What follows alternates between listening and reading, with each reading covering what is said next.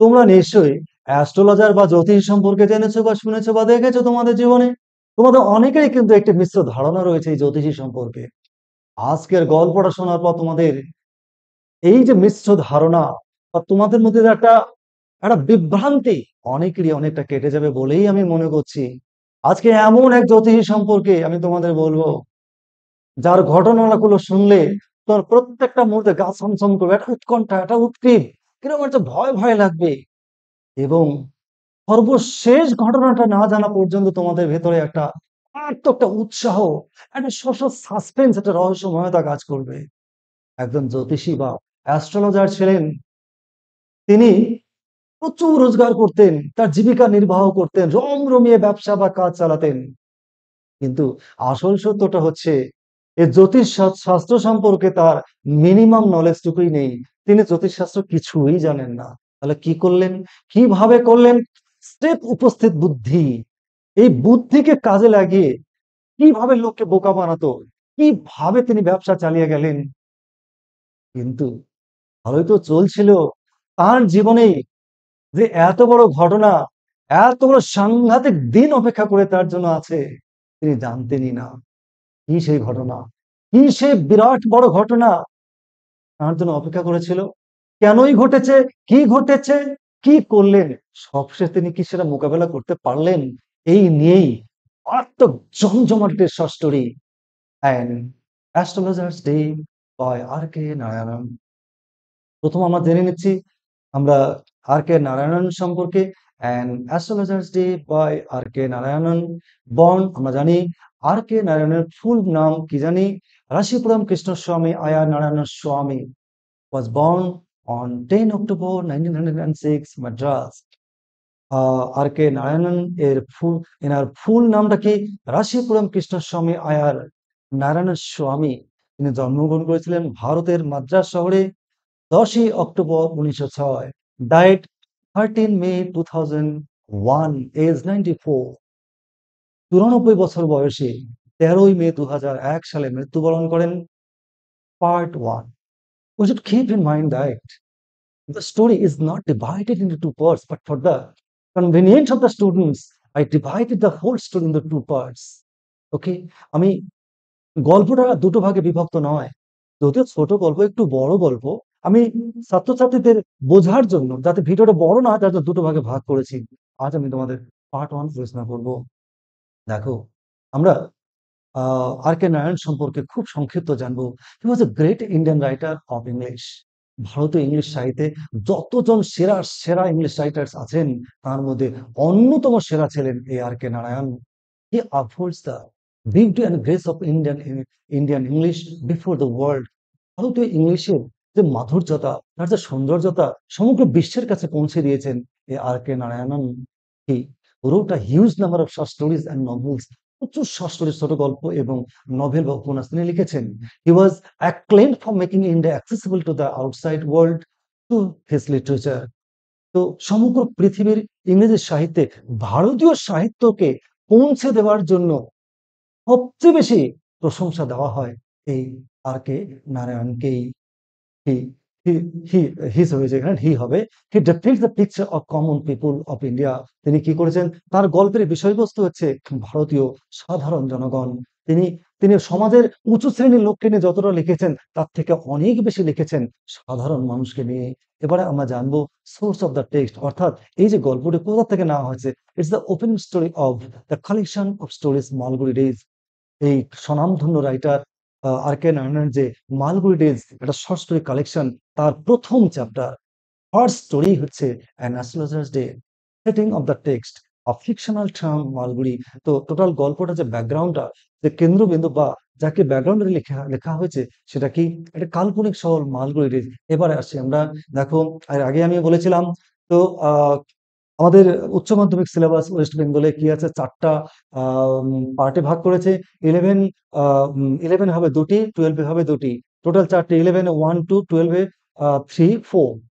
এবারে 11-এর যে part one, এই যে পরীক্ষাটা হবে, এটা কমপ্লিটলি হবে এমসিকিউ, অর্থাৎ মাল্টিপল চয়েস কোয়েশ্চেন। এক্ষেত্রে তোমাদের কিন্তু অবশ্যই মনে রাখতে হবে এমসিকিউ কিন্তু বরাবরই টাফ। দেখো, টাফ হলেও আমাদের করতে হবে, because almost almost all kinds of competitive exams held in India are almost completely on the basis of MCQ, অর্থাৎ ভারতবর্ষের প্রায় সমস্ত কম্পিটিটিভ পরীক্ষা এখন কি বিষয়ের উপর ভিত্তি করে হচ্ছে? এই এমসিকিউ এর উপরে বেস করে। তাহলে we must cope with the present situation, otherwise we will be lagged behind. We must go forward with the keeping pace with the present scenario. তো দেশ যেভাবে এগিয়ে চলেছে, যেভাবে আমাদের জামানা এগিয়ে চলেছে, তার সঙ্গে আমার তাল মিলিয়ে চলতেই হবে, নইলে আমার জীবনে পিছিয়ে পড়বো। এই এমসিকিউ অর্থাৎ মাল্টিপল চয়েস কোয়েশ্চেনে কিভাবে তোমরা অ্যাডাপ্ট করবে, কিভাবে তোমরা 100% মার্কস পাবে, তার জন্যই আমি একদম নিখুঁত পদ্ধতি, আমি আজকে টেক্সটটা অর্ধেকটা দিব, পরের দিন টেক্সটটা পার্ট 2 দিব, এবং তারপরে প্রতিটি লাইন, প্রতিটি ওয়ার্ড থেকে যত টাইপের এমসিকিউ হয় সমস্তগুলো আমি তোমাদের প্রোভাইড করব। আশা করছি শুধু 11 কেন, যে কোনো পরীক্ষায় এই টেক্সটের উপরে একটি প্রশ্ন থাকবে না যেটা তোমাকে সমস্যায় ফেলতে পারে। So let's get started.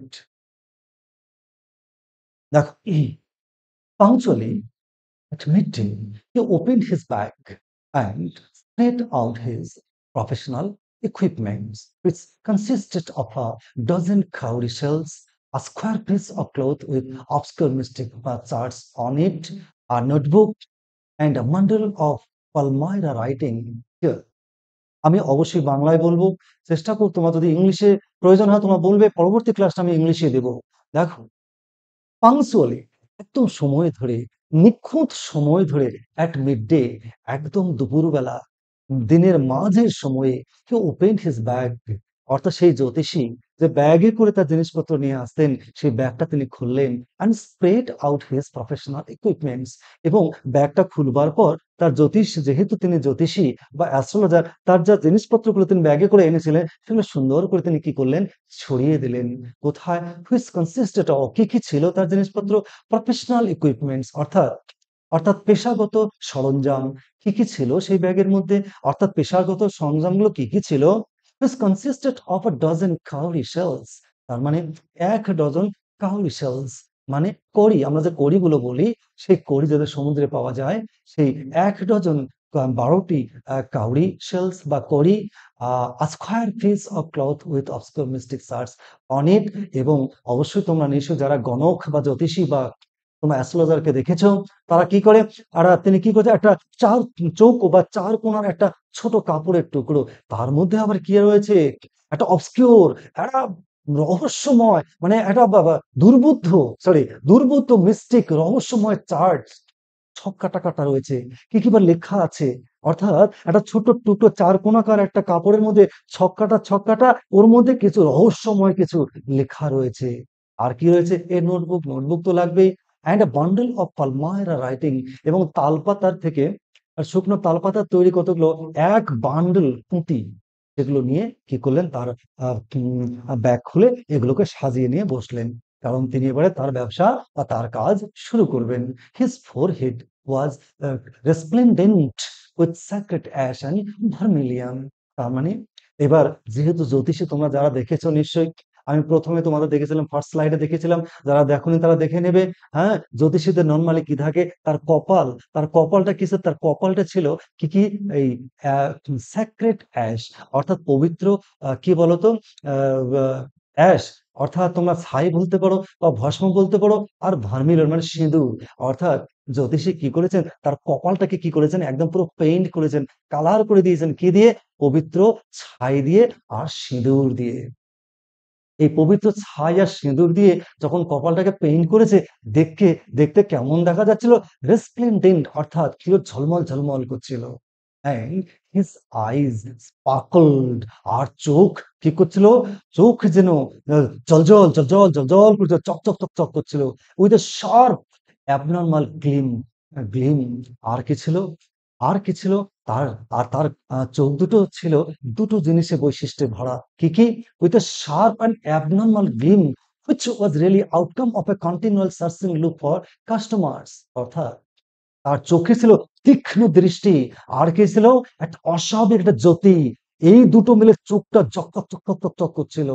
Actually লেখক বলছেন যে এই যে তার চোখ, এই যে তার চোখ চলচল চকচক চকচক করছিল, একটা অস্বাভাবিক একটা দৃষ্টি এবং জ্যোতি এবং একটা তীক্ষ্ণ দৃষ্টি, এটা অ্যাকচুয়ালি, এটা দিয়ে তিনি কি করতেন? Continual searching look for customer. অনবরত তিনি সেই চোখ দিয়ে কি করতেন? কাস্টমার খুঁজতেন, তার খদ্দের খুঁজতেন, তার ক্লায়েন্ট খুঁজতেন। এই যে খুঁজতেন, এরই জ্যোতিটা, এই যে তিনি সবসময় খুঁজতেন, এটাই বেরিয়ে পড়তো কি হিসেবে? একটা শার্প আর অ্যাবনর্মাল ব্রেইন হিসেবে। এই হলো তার বেশভূষা। এই নিয়েই তিনি কি করলেন? তার প্রস্তুতি নিতে শুরু করলেন। But which his simple clients took to be a prophetic light and felt comforted। মানে এই যে জ্যোতিষী কি করতো? তার তার কি করতেন? তার জিনিসপত্র সমস্ত সাজিয়ে নিয়ে বসলেন এবং তার কপাল কি দিয়ে? পবিত্র ছাই আর হচ্ছে সিঁদুর দিয়ে আঁকা। আর সেই তারই মাঝে দুটো চোখ। কি কেমন চোখ? একটা অদ্ভুত দ্যুতি বা একটা উজ্জ্বলতা, আর কি একটা তীক্ষ্ণ দৃষ্টি তার চোখে দেখা যেত। লেখক বলছেন এটা আর কিছুই নয়। তিনি এই উজ্জ্বল দৃষ্টিতে, তীক্ষ্ণ দৃষ্টিতে তিনি সবসময় কি করতেন? আসলে কাস্টমার খুঁজতেন, খরিদ্দের খুঁজতেন, হ্যাঁ, ক্লায়েন্ট খুঁজতেন। সেটাই হচ্ছে তার আউটকাম, ফল। সেটারই ফলশ্রুতিতে তিনি ওইভাবে লক্ষ্য করতেন। বাট হুইচ তিনি এই যে এইভাবে একটা নকল একটা জ্যোতিষী সেজে তিনি ব্যবসাটা করতেন। কিন্তু দুর্ভাগ্যের বিষয় হলো এই যে সিম্পল ক্লায়েন্টস, অর্থাৎ জ্যোতিষী শাস্ত্রে কিন্তু সবাই বিশ্বাস করে না। সাধারণ পিপল যাদের মধ্যে একটু যুক্তি তর্কবোধটা একটু কম, কম্পারেটলি তারা অন্ধভাবে যেকোনো জ্যোতিষীকে তারা বিশ্বাস করে বসে। সেই কারণে তিনি বলছেন সিম্পল ক্লায়েন্টস, অর্থাৎ সহজ সরল কাস্টমাররা কিন্তু তার এই যে প্রফেটিক লাইট, অর্থাৎ একজন একজন সাধু সন্ন্যাসীর মতন যে একটা ভাব, সেটাকে কিন্তু তারা বুঝতে পারতো না। তারা ভাবতো তিনি হচ্ছেন একজন স্বর্গীয়, হ্যাঁ, একটা দেবতার একটা রূপ এবং and felt comforted। এই দেখে তার কাস্টমাররা বা খরিদ্দাররা স্বস্তি বোধ করতো। বাহ! যাক, আমি একজন বড় কোনো সন্ন্যাসী বা সরি, আমি অ্যাস্ট্রোলজার বা জ্যোতিষীর কাছে এসেছি। আর এতে করে আমরা বলতেই পারি তার যে এই যে রূপসজ্জা বা সাজ, এতে করে তিনি তিনি যে উদ্দেশ্যে তার রূপসজ্জা বা এই যে তার নিজেকে উপস্থাপন করাটা, তিনি সম্পূর্ণ সফল। নেক্সট দেখছি আমরা কি? The power of his eyes was considerably enhanced by their position. তো এক্ষেত্রে বলতেই হয়, তো এই যে তার চোখ দুটো এত এরকম দেখা যাচ্ছিল, তার অন্যতম কারণ অবশ্যই চোখের পজিশন। কেন? চোখের পজিশন কোথায়? Placed as they were between the painted forehead and the dark whiskers which streamed down his cheeks. চোখের পজিশন আমরা সকলেই জানি, কপাল আর গালের ঠিক মাঝে। এবার কপালে হচ্ছে ওইরকম রঙিন কালার দিয়ে আঁকা, আবার এইদিকে তার নিজ দিয়ে গালে ভর্তি কি যেন স্রোতের জলের মতো নেমে এসে দাড়ি। স্রোতের জল যেমন, নদীর স্রোতের জল যেমন নেমে আসে, ওরকম দাড়ি দিয়ে ভর্তি। এইদিকে দাড়ি আর এইদিকে হচ্ছে কপাল হচ্ছে পেইন্টেড, তারই মাঝে চোখ দুটো। এই মাঝে এই পজিশন হওয়ার জন্য নাকি চোখ দুটোর সৌন্দর্যটা বা দ্যুতিটা যেন কনসিডারবলি এনহ্যান্সড, প্রচুর পরিমাণে যেন আরো বৃদ্ধি পেয়েছে। Even a half wit's eyes would sparkle in sunset setting. লেখক বলছেন এই যে জ্যোতিষী বা অ্যাস্ট্রোলজার, ওনার চোখের যে এই যে দ্যুতি বা চকচকা বা এই যে ঝকঝক বা এরকম একটা একটা বুদ্ধিদীপ্ততা লেখা দেখা যায়, এটা যদি একজন হাফ উইটস মানে অর্ধ বুদ্ধি, এটা অর্ধ বুদ্ধি সম্পন্ন নয়, নির্বোধ বা বোকা লোকের চোখও যদি ওইভাবে কপাল আর গাল সাজানো যায়, তাকেও একই রকম দেখাবে। অ্যাকচুয়ালি তিনি ইচ্ছাকৃত এই সজ্জাটা সেজেছেন।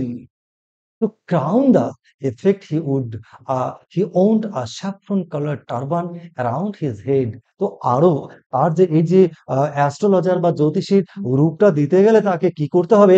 মাথাটাকে কি পুরো ঘিরে রেখেছেন কি দিয়ে?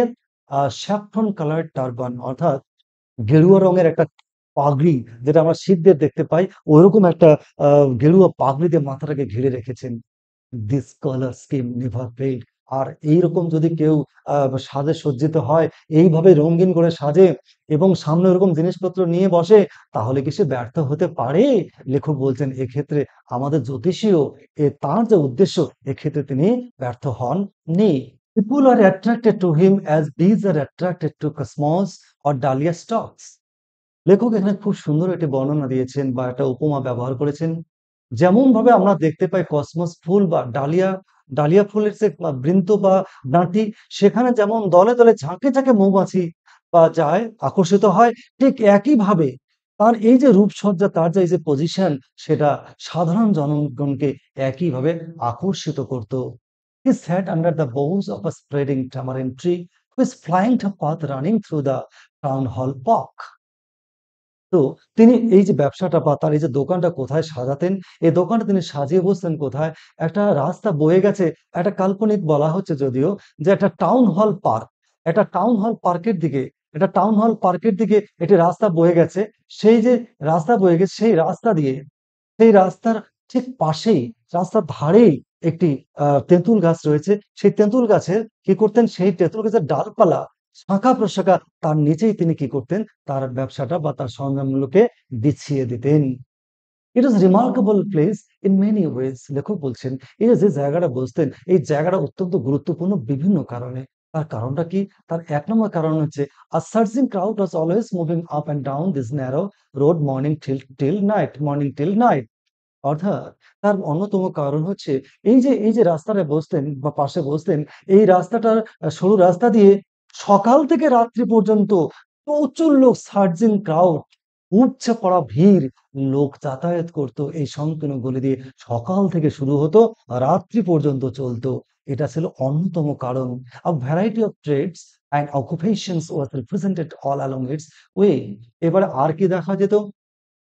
যেহেতু ওটা একটা বড় জায়গা, যাওয়ার একটা জায়গা বা রাস্তা, সেই কারণে ও ঠিক ওই জায়গাটাতে কি করত? বিভিন্ন ব্যবসায়ী, বিভিন্ন পেশার বিভিন্ন পেশার লোকেদের প্রতিনিধি, অর্থাৎ ধরুন একটি আমরা ক্রিকেট খেলা দেখি, একটা ক্রিকেট বা ধরো আমরা কোনো একটা সরঞ্জাম বা একটা মেডিসিন বিক্রি হবে। সেই মেডিসিন তো কোম্পানি নিজে আসে না, কোম্পানির প্রতিনিধি আসেন। এরকম বিভিন্ন পেশার এবং বিভিন্ন ব্যবসায়ীদের প্রতিনিধিরা ওই জায়গাটায় ভিড় করতেন। মেডিসিন ব্যবসায়ী, মেডিসিন সেলার্স, ঔষধ বিক্রেতা, সেলার্স অফ স্টোলেন হার্ডওয়্যার, বিভিন্ন চুরি যাওয়া বিভিন্ন লোহা লস্কর আর কি অ্যান্ড জাঙ্ক, এরকম বিভিন্ন পড়ে থাকা জিনিসপত্র বিক্রি হতো। ম্যাজিশিয়ান, জাদুকররা ওখানে আসতো। অ্যান্ড অ্যাবাভ অল, এবং সর্বোপরি অ্যান্ড অকশনিয়ার অফ চিপ ক্লথ। এবার একজন সর্বোপরি একটা লোক ছিল, সে কি করতো? সস্তায় কাপড় চোপড় নিলামে বিক্রি বিক্রি করতো, অর্থাৎ নিলামদার তিনিও ছিলেন। Who created enough din all day to attract the whole town. এই যে লোকটি, যে লোকটি হচ্ছে নিলামদার, সস্তা কাপড় বিক্রেতা, এই লোকটি সারাদিন চিৎকার করত, এত জোরে চিৎকার করত, সমগ্র শহরের লোক আকর্ষিত হতো তার চিৎকারে, তার হাঁকের দ্বারা। দেখি আমরা নেক্সট কি আছে। Next to him in vociferousness came a vendor of a fried granite. এবার ঠিক ওই যে লোকটি ক্লথ বিক্রেতা বা নিলামদা অকশনার, ঠিক তার পাশে আর একটি লোক ছিল। তিনি কে? তিনি হচ্ছেন ভেন্ডর অফ ফ্রাইড গ্রাউন্ডনাট, অর্থাৎ চীনে বাদাম, ভাজা চীনে বাদাম বিক্রি করার বিক্রেতা বা ফেরিওয়ালা। ইন ভেসো ইন ভোসিফেরাসনেস, অর্থাৎ এই লোকটির চিৎকার চেঁচামেচি হই হট্টগোল সবার চিৎকারকে ছাপিয়ে যেত। অর্থাৎ ওই যে কাপড় বিক্রেতা যে চিৎকার করে সমস্ত শহরের লোককে আকর্ষণ করত, তার থেকেও চিৎকারের থেকে আরো বেশি চিৎকার করত এই a vendor of fried groundnut. ঠিক তার পাশে ছিলেন, who gave his ware a fancy name each day, calling it Bombay ice cream one day, and on the next, the Delhi almond, and on the third day, Raja's delicacy. রাজার delicacy। এই লোকটি কি করতো? যেহেতু চীনে বাদাম বিক্রি করতো, ভাজা চীনে বাদাম, এই একটা মারাত্মক, মানে একটা মজাদার লোক। এ কি করতো? জনগণকে বা খরিদ্দারকে আকর্ষণ করবার জন্য তিনি যে জিনিসপত্রগুলো বিক্রি করতেন, এই জিনিসপত্রগুলো ফ্যান্সি নাম দিতেন, অর্থাৎ কাল্পনিক, মজাদার, হ্যাঁ, একটা রহস্যময় নাম দিতেন। প্রতিদিন আবার কি, আজকে যদি আমরা দিলেন, কাল আবার ওই নাম দেবেন না, কাল আবার অন্য নাম দেবেন, কিন্তু যদিও জিনিসটা কিন্তু একই, ওই ফ্রাইড চিনে বাদাম। তো প্রথম দিন তার ওই বিক্রি করা জিনিসের নাম দিত বম্বে আইসক্রিম। প্রথম ওয়ান ডে, প্রথম দিন বলতেন Bombay ice cream, Bombay ice cream, Bombay ice cream, কিন্তু বম্বে আইসক্রিম না, অ্যাকচুয়ালি ওটা কি? ওটা হচ্ছে ফ্রাইড করা ভাজা চিনে বাদাম। এবার পরের দিন তা বলবে না, পরের দিন কি বলবে? On the next day, Delhi আমন। পরের দিন বলবে দিল্লির কাঠবাদাম, দিল্লির কাঠবাদাম, দিল্লির কাঠবাদাম। এবারে অ্যান্ড অন দ্য থার্ড, রাজাস দিল্লির। পরের দিন বলবে রাজভোগ, রাজার ভোগ, রাজার খাবার, রাজার খাবার। এইভাবে সাপ দিত, and so on and so fourth, এবং এইভাবে এবং ইত্যাদি এইভাবে বলতেন। And people to him. আর জনগণ এরকম কথা, এরকম ডাক-হাক শুনলে কেউ কি চুপ করে থাকতে পারে? সবাই কেউ হুমড়ি খেয়ে ওখানে ভিড় করত এবং জড়ো হতো। যেমন হয় পাখির পালক গিয়ে এক জায়গায় জড়ো হয়, ঠিক ওইরকম লোক গিয়ে হুমড়ি খেয়ে পড়তো সেই চিনেবাদাম বিক্রেতার কাছে। A considerable portions of this crowd they lead before the astrologers too. আর এত লোকজন, তার একটা পোর্শন বা একটা পার্ট বা অল্প কিছু লোক, তারা আবার কি করতো? তারা গিয়ে ওই যে অ্যাস্ট্রোলজার আছেন, তার ওখানে গিয়ে ভিড় করতো। তারা তার কাছেও গিয়ে কিছুটা সময় কাটাতো। The astrologer that astrologer transacted his business by the light of a flare which crackled and smoked up above the groundnut chip, groundnut heap nearby. কি বলছেন? আরেকটা জিনিস তোমাদের মাথায় রাখতে হবে, যেহেতু তিনি যেহেতু তিনি এইরকমই একজন জ্যোতিষী বা অ্যাস্ট্রোলজার, তিনি নিজের লাইট ব্যবহার করতেন না। নিজের কোনো প্রদীপ ছিল না। তিনি কি করতেন? তিনি অ্যাস্ট্রোলজার পুরো ব্যবসাটা তিনি লেনদেন করতেন কিসের দ্বারা? ওই পাশের ওই চিনেবাদাম বিক্রেতার বা চিনেবাদামগুলোর স্তূপাকৃত যে চিনেবাদামগুলোর পাশে যে লাইট ছিল, সেই লাইটের আলোটা আসতো আর মাঝে মধ্যে ঢিপঢাপ ঢিপঢাপ ঢিপঢাপ ফুসফাস ফুসফাস আওয়াজ করতো। আবার স্মোকটা, আবার কখনো ধোঁয়া আসতো। এই যে টিপটাপ আওয়াজ করতো, এই যে ধোঁয়া আসতো, ওই চিনেবাদাম বিক্রেতার চিনেবাদামের উপর থেকে এই যে একটা আলো আঁধারে আসতো, ওর মধ্যেই তিনি কি করতেন? তার ব্যবসা বা তার কাজ তিনি চালাতেন। দেখি কি হয় তারপরে। Half the enchantment of the place was due to the fact that it did not have the benefit of municipal lighting. তো লেখক এখানে বলছেন, তো এই যে একটা enchantment, একটা ভৌতিক, একটা রহস্যময়, বা এই যে একটা পরিস্থিতিটা, মানে একটা হালকা আলো আঁধারি, আবার ধোঁয়া আসে, আবার কখনো টিপটাপ টিপটাপ সাউন্ড করে। এই ব্যাপারটার অন্যতম একটা কারণ হচ্ছে, সেখানে কিন্তু ওই যে জায়গাটা তিনি বসতেন, সেখানে যেহেতু শহর কি থেকে মিউনিসিপ্যালিটি, পৌরসভা থাকে, সেই পৌরসভার লাইটের বা আলোর সেখানে বন্দোবস্ত ছিল না। এটা ছিল অন্যতম কারণ। The place was lit up by shop lights. অর্থাৎ পাশে যে দোকানপাট থাকতো, সেই দোকানের আলোয় আলোকিত হতো। One or two had hissing gas lights. কেউ আবার হিস হিসে গ্যাস লাইট দিয়ে আলো জ্বালায়, সেই গ্যাসে হিস হিস হিস সাউন্ড করতো, এই দিয়ে চালাতো। Some had naked flares stuck on poles. কেউ আবার আগেকার দিনে লাঠি বা খুঁটির মধ্যে এরকম নেকেড মানে অনাবৃত একটা লাইট এরকম মশাল জ্বালিয়ে রাখতো, ওই দিয়ে কাজ চালাতো। Some were lit up by old cycle lamp. কেউ পুরোনো দিনের সাইকেলে যে আলো চালাতো, যে প্রদীপ বা বাতি, হ্যাঁ, সেই আলোগুলো দিয়ে তার কাজকর্ম চালাতো। আবার কি করতো? Like the astrologers managed without lights of their own. অর্থাৎ আমাদের জ্যোতিষীর যেমন নিজস্ব লাইট ছিল না, এইরকমই অনেকেই ছিল এরকম লাইট অন্যের আলোয় তারা তাদের কাজকর্ম বা তাদের ব্যবসা বা লেনদেন সারিয়ে ফেলতো। It was a bewildering Chris cross of light rays and moving shadows. অর্থাৎ কি বলছেন লেখক এখানে? এই যে লোকগুলো যাদের নিজস্ব আলো ছিল না বা প্রদীপ ছিল না, তাদের কাছে একটা মারাত্মক বিভ্রান্তিকর একটা খেলা। কার খেলা? এই যে আলোর, এই যে আঁকাবাঁকা আলো। কেন? কখনো লোকের জন্য আলো আসতো, কখনো লোক বাধা দিত, তখন আলোটা আসতো না, তখন ঘুরিয়ে ফিরিয়ে আসতো। সেটাকে বলছে criss cross of light rays. অর্থাৎ এই যে জিগজ্যাগ মোশনে আলোর রশ্মি পৌঁছানো আর চলমান ছায়া। কেন? একেকবার একটা লোক যাচ্ছে আসছে, এই দুটো মিশ্রণে একটা কেমন যেন বিভ্রান্তিকর একটা পরিস্থিতি, এর মাঝে তারা তাদের ব্যবসার কাজ চালাতো। This suited the astrologer very well. আর এটা হচ্ছে ঘটনা। এই যে একটা মায়াবী পরিবেশ, এই যে একটা আলো আঁধারি আর কিরকম যেন একটা পরিবেশ, এটাই ছিল আমাদের এই যে জ্যোতিষীর পক্ষে উপযুক্ত পরিবেশ।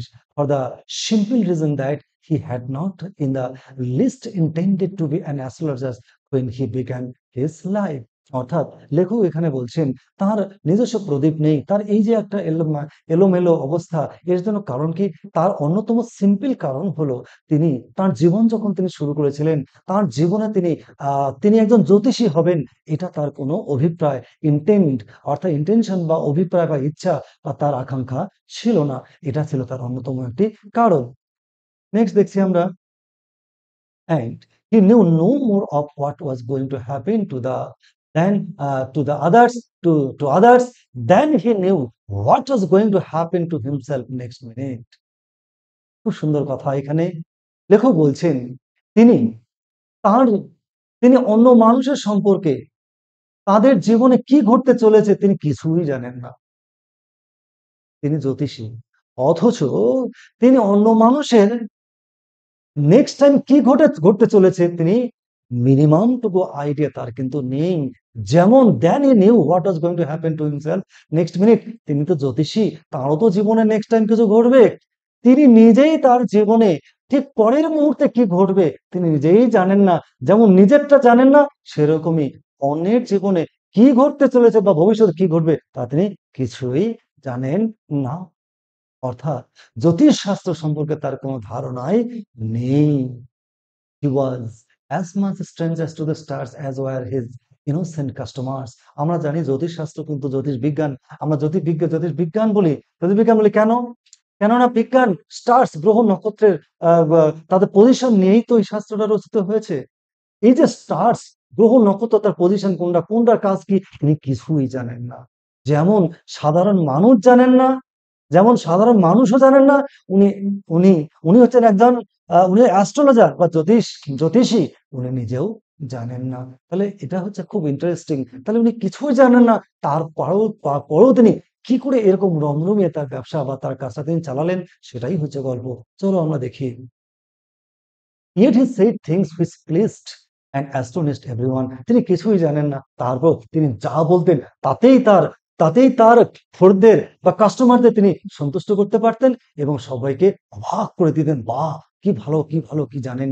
That was more a matter of study and practice and should guess work.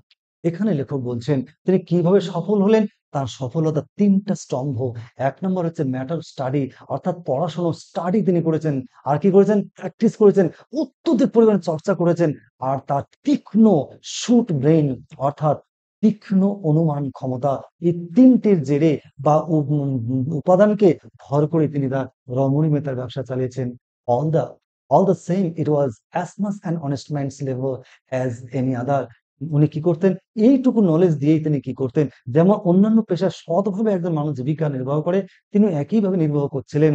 And he deserve the wages he carried home at the end of a day. এবং সারাদিনের শেষে তিনি রোজগার করে তিনি বাড়িতে নিয়ে যেতেন যে উপার্জন, সেটার জন্য তিনি দাবিদার বা যোগ্য বা উপযুক্ত ব্যক্তি। নেক্সট দেখছি আমরা কি আছে। He had left his village without any previous thought or plan. If he had আচ্ছা কি দেখছি আমরা দেখো, he had left his village without any previous thought or plan. তো লেখক বলছেন তার এই যে গ্রাম, তার যে তিনি যে গ্রামে বাস করতেন, তার যে বাড়ি, তার যে নেটিভ জায়গা, সেই জায়গা থেকে গ্রামটা তিনি কি করেছেন? তিনি ছেড়ে চলে এসেছেন। কেন? Without any previous thought. আগে তিনি কখনো তিনি ভাবেননি তার এলাকা তিনি ছেড়ে যাবেন অর প্ল্যান। আগের থেকে কোনো পরিকল্পনাই তার ছিল না যে ওনার নিজের এলাকা তিনি ছেড়ে যাবেন। If he had continued there he would have carried on the work of his fathers. যদি তিনি তার গ্রাম তিনি না ত্যাগ করতেন, তাহলে তার বাবা বা পৈতৃক যা ব্যবসা বা কাজ, সেই কাজটাই হয়তো তিনি করে যেতেন। কি কাজ করতেন? তিনি যদি গ্রামে থেকে যেতেন, নেমলি যেমন টিলিং দ্য ল্যান্ড, জমি চাষ করা, লিভিং সাধারণভাবে বসতি স্থাপন করা বা জীবনযাপন করা, ম্যারিং বিয়ে থা করা, and ripening in his cornfield and ancestral home, বাড়ি এবং তার যে শস্য ক্ষেত এর মধ্য দিয়ে নিজেকে পরিপক্কতা করা, অর্থাৎ ম্যাচিওর করা, এটাই হয়তোবা তার জীবন জীবিকা থাকতো যদি তিনি তার গ্রাম ছেড়ে তিনি চলে না আসতেন। But that was not be, কিন্তু কিন্তু সেটা তো হওয়ার ছিল না। কেন? He had to leave home without telling anyone. তিনি বাড়ি ছাড়েননি, তাকে বাড়ি ছাড়তে বাধ্য হয়েছিল, তিনি ছাড়তে বাধ্য হয়েছিলেন উইদাউট টেলিং এনিওয়ান, কাউকে কোনো কিছু না জানিয়ে। কেন? সেটাই তো আজকের গল্প। And he could not rest till he left it behind a couple of 100 Miles.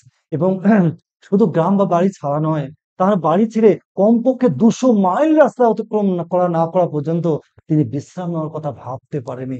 এমন ঘটনা তিনি ঘটিয়েছেন। কি ঘটনা? চলো আমরা দেখব। To a village, to a villager it is a great deal as if an ocean flowed between. অর্থাৎ তিনি তার গ্রাম ছেড়ে যতটা 200 মাইল রাস্তা অতিক্রম করবার পর তিনি রেস্ট নেন। তিনি এতটা পথ গিয়েছেন যেটা সাধারণ লোকের কাছে একটা বিরাট ব্যাপার, 200 কিলোমিটার। আর যেন সাধারণ লোকের কাছে যে দূরত্ব তিনি অতিক্রম করেছেন তার গ্রামের বাড়ি এবং উনি উনি উনি এখন যে শহরে আছেন, এই দূরত্বটা মনে হচ্ছে মাঝখান দিয়ে একটা ওশেন, মহাসমুদ্র যেন বয়ে গিয়েছে। নেক্সট দেখে আমরা কি আছে, he had a working analysis of mankind struggles. তার একটা মারাত্মক দক্ষতা বা ক্ষমতা ছিল। তিনি কি করতে পারতেন? মানুষের বিভিন্ন সমস্যা নিয়ে তিনি অ্যানালাইসিস করতে পারতেন। ম্যারেজ, কারোর বিয়ে সমস্যা, মানি, টাকা পয়সার সমস্যা, and the tangles of human ties. মানুষের স্বাভাবিক জীবনে যে বিভিন্ন দ্বন্দ্ব বা দ্বিধা বা যে জট বা সমস্যা, এগুলো নিয়ে খুব সুন্দর করে তিনি কি করতে পারতেন? অ্যানালাইসিস করতে পারতেন। এই পর্যালোচনা তিনি করতে পারতেন। Long practice had sharpened his perception। একটা তার একটা অনুভূতি ছিল, তার একটা ধারণা ছিল।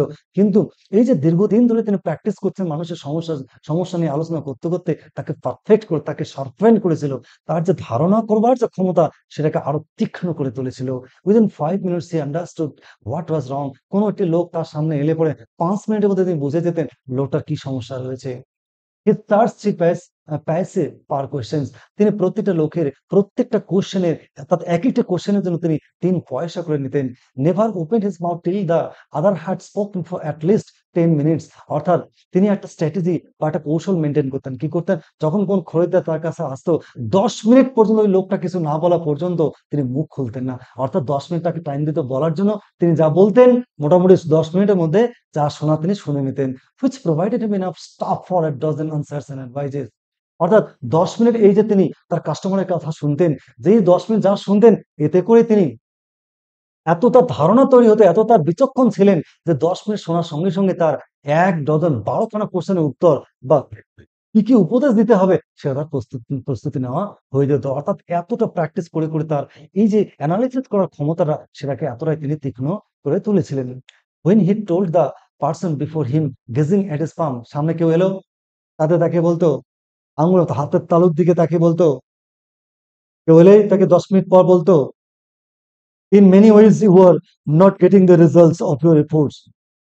আপনি আপনার হাতের তালুটা হাতটা দেখে যা মনে হচ্ছে আপনি যে কাজ করেন সে কাজের সঠিক মূল্য আপনি পান না। আপনি যা করেন অর্থাৎ যা পরিশ্রম করেন অর্থাৎ যে পরিশ্রমটা করেন যে কাজটা আপনি করেন তার উপযুক্ত ফল আপনি পান না। 9 out of 10 are disposed to agree with him। এই যে একটা কথা বলতো, দাদা আপনি দেখছি আমার হাতটা দেখে মনে হচ্ছে আপনি যা পরিশ্রম করেন তার কোনো ফসল বা যোগ্যতা আপনি ফল আপনি পান না। এতেই মোটামুটি ১০ জন যদি কাস্টমার আসতো ৯ জন এমনি কাত হয়ে যেত। অর্থাৎ তার এই কথাতে তারা সন্তুষ্টি ফিল করত।